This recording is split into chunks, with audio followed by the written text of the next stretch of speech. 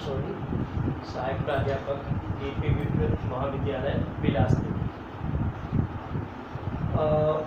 Semester चौथे का choice C banking and insurance का second paper banking institute in India विषय पर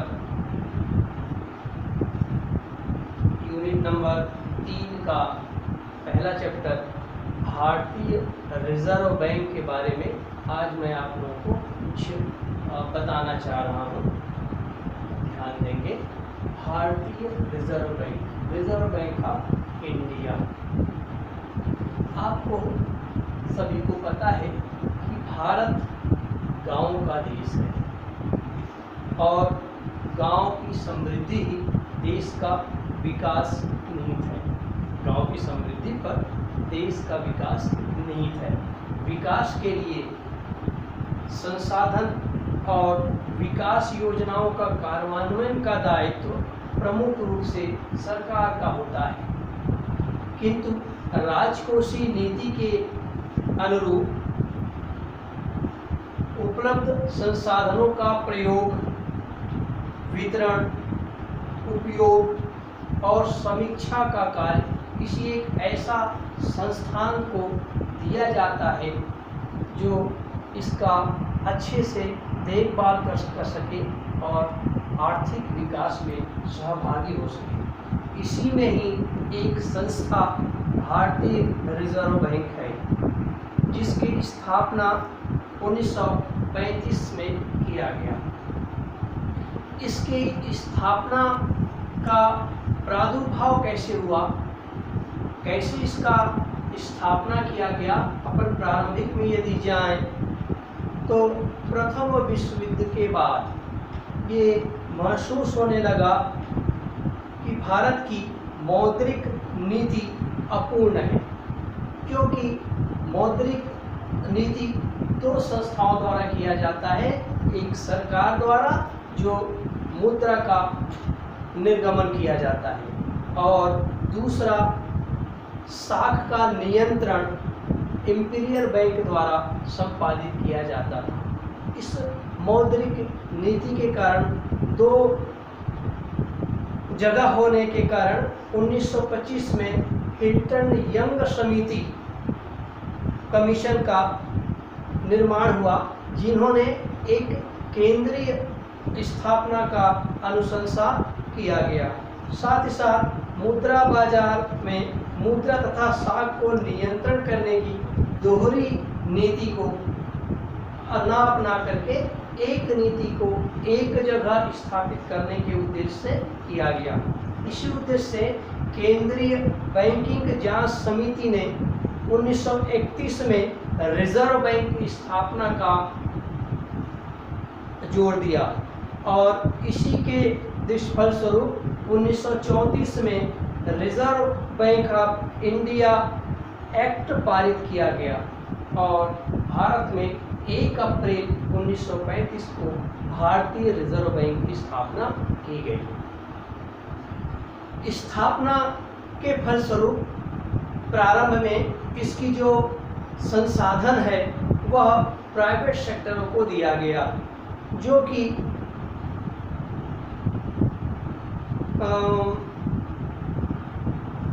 भारत के स्वतंत्रता के बाद 1949 के पहले, स्वतंत्रता के 49 के पहले इसकी वित्त के संबंध में ध्यान दें, पूंजी के संबंध में ध्यान दें तो 5 करोड़ रुपए का था, जो अंशधारियों में निहित था। किंतु बाद में ये विचार किया गया कि इसके राष्ट्रीयकरण कर दिया जाए, सरकार इसको ले लिया जाए। इसी के तारतम्य में 1949 में स्वतंत्रता के बाद 1949 में राष्ट्रीयकरण किया गया और जो अंशधारियों का हिस्सा था वो सरकार ने खरीद लिया और इस तरह ये पूर्णतया सरकारी बैंक के रूप में स्थापित हो गया। इसकी पूंजी जो है 100 रुपए के 5 लाख रुपए में विभाजित था। इस तरह इसकी पूंजी 5 करोड़ रुपया निर्धारित किया गया। तो ये तो हुआ रिजर्व बैंक की स्थापना। अब अपन देखें कि इसकी स्थापना किन उद्देश्य के तहत किया गया है। मैं पहले बताया कि आर्थिक विकास के लिए जो वित्त की आवश्यकता या संसाधन की जो आवश्यकता होती है, उसके लिए सरकार पूर्णतया दायित्व होता है सरकार का। इसी दायित्व के परिपालन में रिजर्व बैंक की स्थापना किया गया। फिर भी किन उद्देश्यों से इसकी स्थापना हुई और क्रमशः कुछ बिंदुओं में मैंने प्रस्तुत करने का प्रयास किया है। इसका स्थापना का उद्देश्य क्या है? तो सबसे पहला है साख एवं मुद्रा नीतियों में समन्वय। पहला है साख एवं मुद्रा नीतियों में समन्वय। दूसरा, मुद्रा के बाह्य एवं आंतरिक मूल्य में स्थिरता। मुद्रा के बाह्य एवं आंतरिक मूल्यों में स्थिरता। तीसरा है व्यापारिक बैंकों का सर्वांगीण विकास। व्यापारिक बैंकों का सर्वांगीण विकास। व्यापारिक बैंकों का सर्वांगीण विकास। चौथा मैंने प्रयास किया है नगद कोषों का केंद्रीकरण के उद्देश्य से। पांचवा, कृषि साख की उपलब्धता। कृषि साख की उपलब्धता। छठवां है मुद्रा बाजार का समन्वय। मुद्रा बाजार का समन्वय। अगला है देशी बैंकरों व महाजनों से निजात दिलाने के लिए। देशी बैंकरों व महाजनों से निजात दिलाने के लिए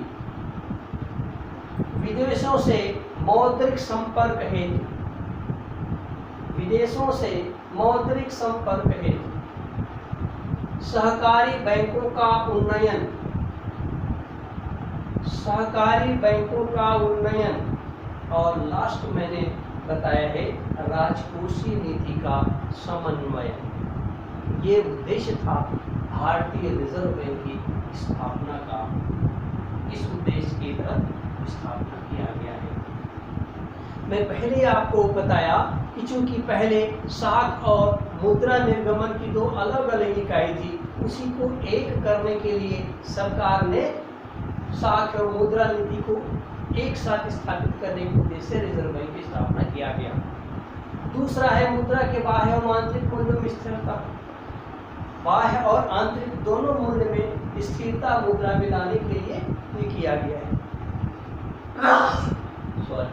तीसरा है व्यापारिक बैंकों का सर्वांगीण विकास। व्यापारिक बैंकों के सर्वांगीण विकास में भी स्थापित करने के लिए बैंकों का, चूंकि ये बैंक है इसलिए उसके विकास के लिए भी इसकी स्थापना की गई।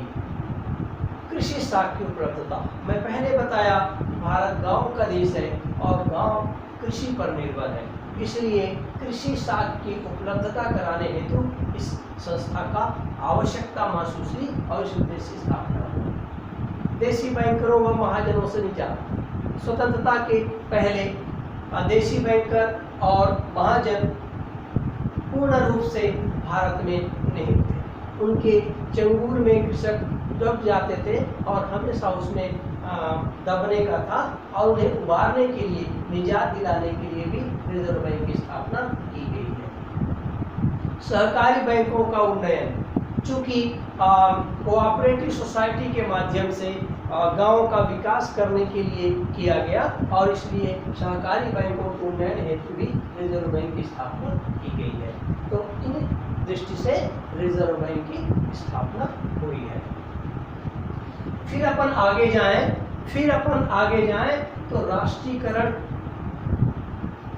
के लिए अपन देखें तो मैं पहले ही बताया हूं कि सरकार द्वारा प्राइवेट संस्थाओं को न लेकर के राष्ट्रीयकरण किया गया, सरकार का बैंक बनाया गया।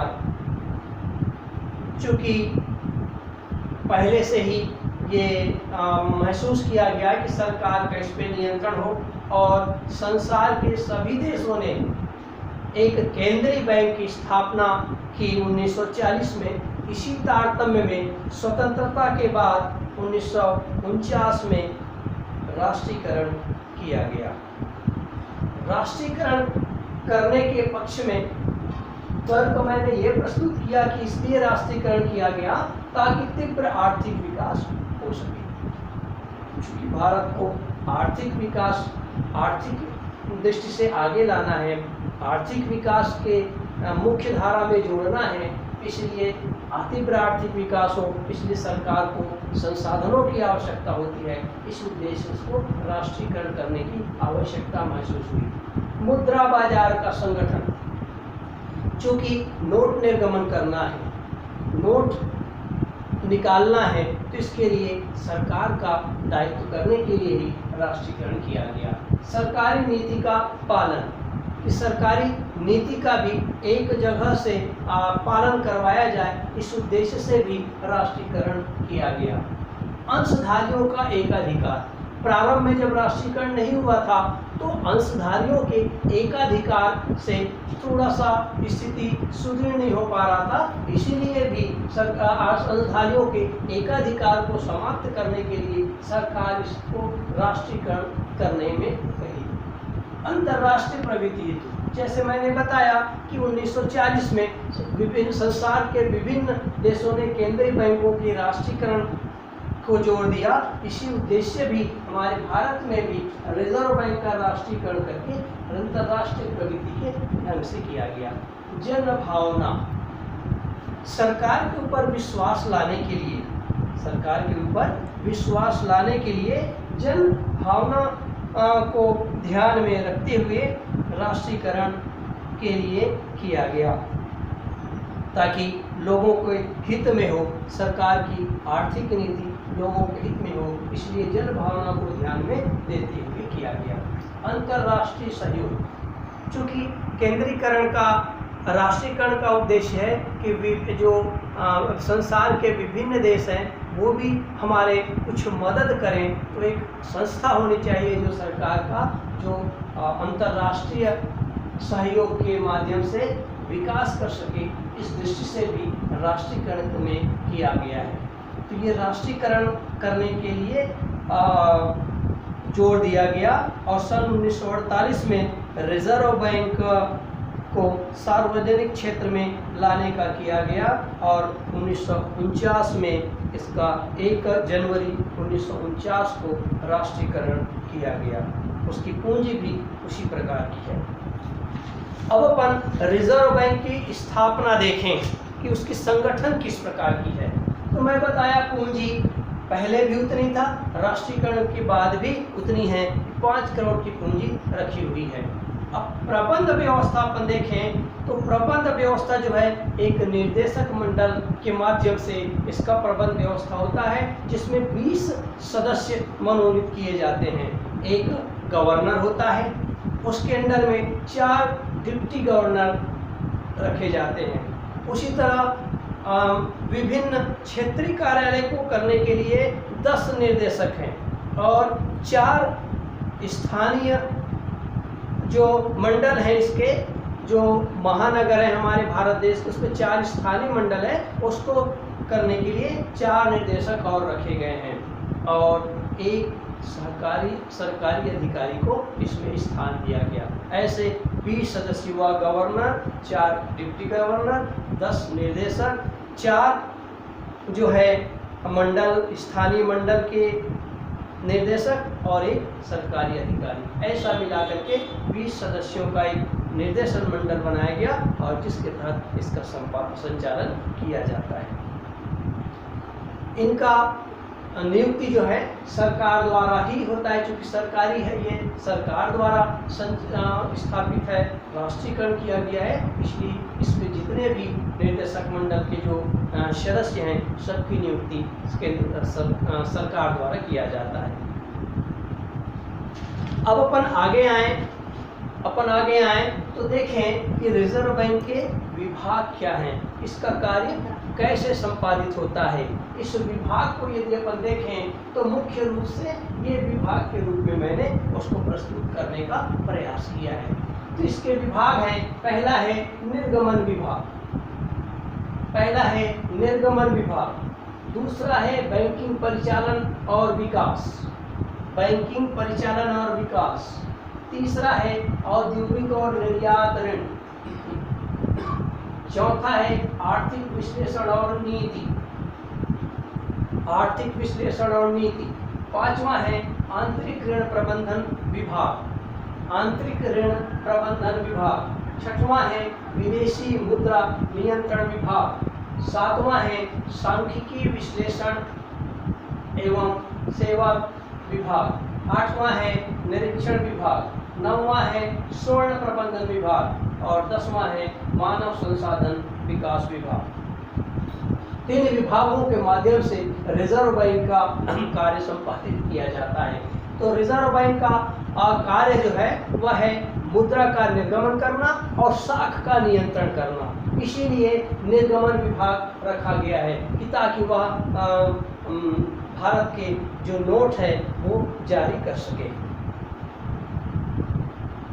बैंकिंग परिचालन और विकास विभाग, चूंकि ये बैंकों का बैंक है, इसके अंदर में विभिन्न व्यापार वाणिज्यिक बैंक, व्यापारिक बैंक, सहकारी बैंक संचालित होते हैं, इसलिए उन्हें परिचालन करने के लिए बैंकिंग परिचालन विभाग है। औद्योगिक और निर्यात ऋण विभाग, उद्योग को स्थापित करने के लिए, निर्यात को बढ़ावा देने के लिए ऋण की आवश्यकता होती है, उसके लिए विभाग है। आंतरिक ऋण प्रबंधन विभाग, इनमें आंतरिक जो ऋण का प्रबंध करने के लिए है उसका भी विभाग अलग से रखा गया है। विदेशी मुद्रा नियंत्रण विभाग, चूंकि अपन जानते हैं कि हमको अंतर्राष्ट्रीय दृष्टि से भी आर्थिक विकास की आवश्यकता पड़ेगी, लोगों को बतानी पड़ेगी, इसलिए विदेशी मुद्रा को नियंत्रण करने का विभाग एक अलग से रखा गया है, जहां हमारे भारतीय और विदेश की जो मुद्रा है उसके परस्पर परिचालन का कार्य संपादित किए जाते हैं। सांख्यिकी विश्लेषण एवं कंप्यूटर सेवा विभाग, यहाँ पे जो पत्र पत्रिका रिजर्व बैंक द्वारा निकाले जाते हैं, जो वार्षिक प्रतिवेदन है, उसका जो एनुअल रिपोर्ट है वो निकालने के लिए ये विभाग सांख्यिकी विश्लेषण एवं कंप्यूटर सेवा विभाग संचालित है, जो हर साल एक बुलेटिन प्रकाशित होता है रिजर्व बैंक द्वारा, वो प्रकाशित होता है। निरीक्षण विभाग, चूंकि ये बैंकों का बैंक है, इसलिए विभिन्न बैंकों का निरीक्षण करने के लिए भी विभाग स्थापित किया गया है। स्वर्ण प्रबंधन विभाग, तो नोट को जारी करने के लिए, मुद्रा को निर्गमन करने के लिए स्वर्ण रखे जाते हैं या बॉन्ड्स रखे जाते हैं, प्रतिभूतियां रखी जाती हैं, उसको नियंत्रित करने के लिए, व्यवहार करने के लिए स्वर्ण नियंत्रण विभाग की स्थापना हुई है। और लास्ट है मानव संसाधन विकास विभाग।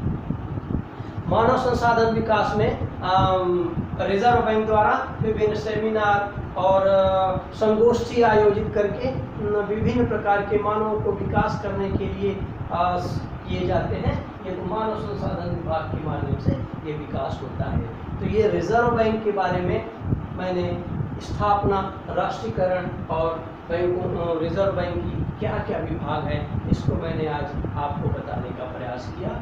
इसी के साथ ये वाला खत्म हुआ। थैंक यू, धन्यवाद।